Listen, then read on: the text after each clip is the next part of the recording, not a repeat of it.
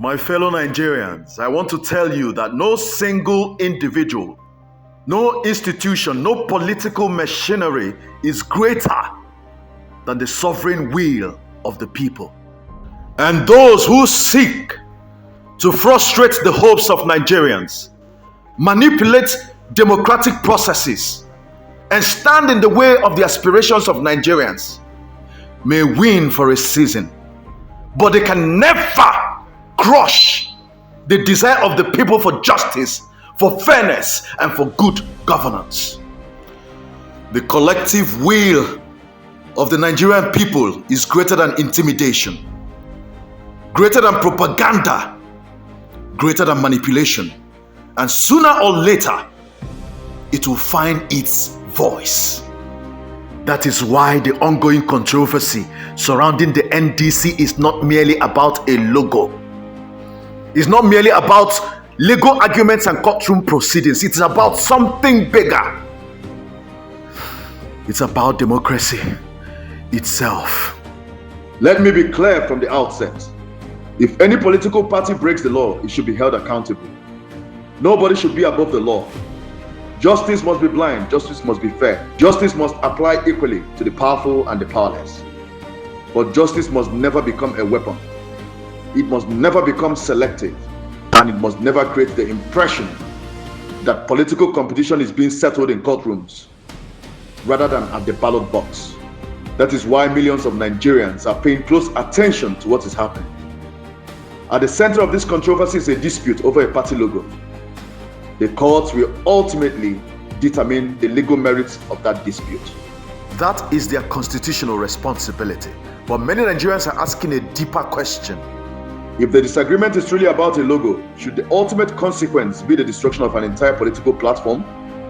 Should millions of supporters lose a vehicle through which they hope to express their political aspirations? Is that justice? Is that proportionality? Or are there larger forces and interests shaping events behind the scenes? These questions are asked because Nigerians have seen a pattern over the years. They have watched opposition movements rise with momentum, only to become entangled in endless crises, internal disputes, legal battles, and political turbulence. Whether these events are coincidences or something more deliberate is a matter for evidence, not speculation. But the perception exists, and perceptions matter in every democracy. What makes this issue even more significant is that many Nigerians view Peter Obi as a major contender in the next presidential election. As a result, every challenge facing any political platform associated with him naturally attracts intense scrutiny. But let us not make this only about Peter Obi. The real issue is whether Nigerians will be allowed to make their choice freely. If Peter Obi is not the choice of Nigerians, let Nigerians reject him at the polls. If he is the choice of Nigerians, let Nigerians elect him at the polls. Democracy is stronger when every qualified candidate is allowed to compete openly and fairly. It is weakened when political alternatives are eliminated before the people have a chance to decide. As we move closer to 2027, one principle must guide us all. Let the law be fair. Let the process be transparent, and let the people decide. Because democracy does not die only when votes are stolen. Democracy also dies when choices are taken away.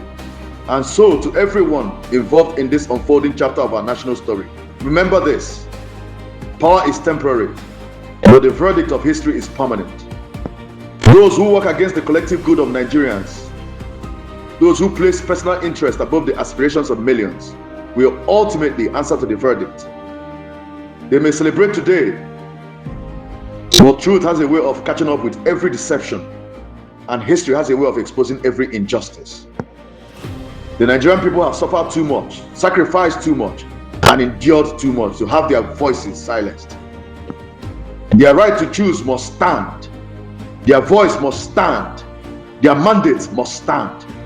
And by the grace of God, no matter the obstacle placed in its path, the collective will of the Nigerian people shall prevail.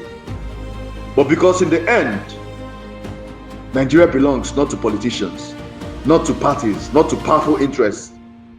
Nigeria belongs to the Nigerian people.